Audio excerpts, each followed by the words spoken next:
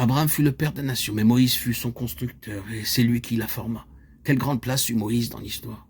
Il eut non seulement une très grande place en Israël, mais dans le monde entier.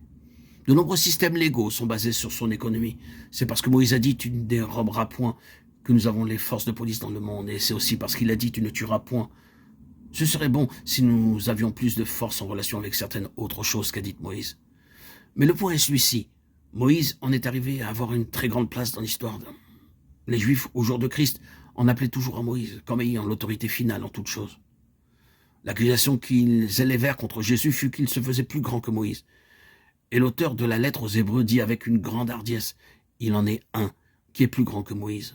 Rendez à Moïse tout l'honneur qui lui est dû, mais le Fils est plus grand que lui. Ensuite, l'auteur de la lettre aux Hébreux continue à parler d'Aaron, qui fut le premier souverain sacrificateur et par là le représentant de tout le système sacerdotal. Il était au-dessus de tous les autres prêtres et lévites, au-dessus de tous les sacrifices et de tout le sanctuaire. Au jour des expiations, il entrait seul dans le lieu très saint. Aucun autre que Aaron ne pouvait entrer dans le lieu très saint. Et l'auteur dit ici que le Fils est plus grand que Aaron, beaucoup plus grand.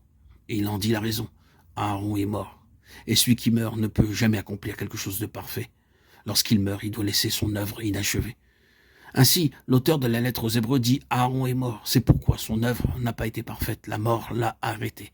Elle n'a jamais été achevée. Il devait y avoir une succession de prêtres pour continuer l'œuvre. Il y eut beaucoup plus de prêtres et beaucoup plus de sacrifices. Tous se succédèrent. Et se succédant pour essayer de rendre cette œuvre parfaite. Et le chapitre 9e de cette lettre nous dit qu'ils ne purent jamais la rendre parfaite. Il eut un nombre immense de prêtres, des millions de sacrifices et des rivières de sang, et cependant rien ne put jamais être amené à la perfection. Alors, le Fils vint, un seul souverain sacrificateur à jamais, qui est toujours vivant. Hébreux 7, 25. C'est pourquoi son œuvre ne peut plus être arrêtée. Tu es prêtre pour l'éternité. Hébreux 7, 17. Et là, dans ce paragraphe merveilleux, Melchisédek paraît. Et tout le monde se demande qui il était. Qui était Melchisédek? Nous pouvons chercher dans toute notre Bible sans jamais trouver la réponse, et nous ne la trouverons certainement pas en dehors de la Bible. Cet homme mystérieux arriva, pour ainsi dire de nulle part, et personne ne sait où il allait. Il n'a ni commencement ni fin en ce qui concerne le récit. Et il est donné comme une illustration du Seigneur Jésus, le souverain sacrificateur.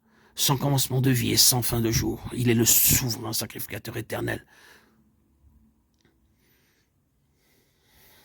Ce souverain sacrificateur qui est plus grand que Aaron est toujours vivant. Il vit à jamais pour intercéder. Hébreux 7, 25. Ensuite, il offrit un seul sacrifice pour toujours. Les souverains sacrificateurs avaient employé des millions de sacrifices, mais rien n'avait jamais été rendu parfait. Lui, par un seul sacrifice, l'a fait.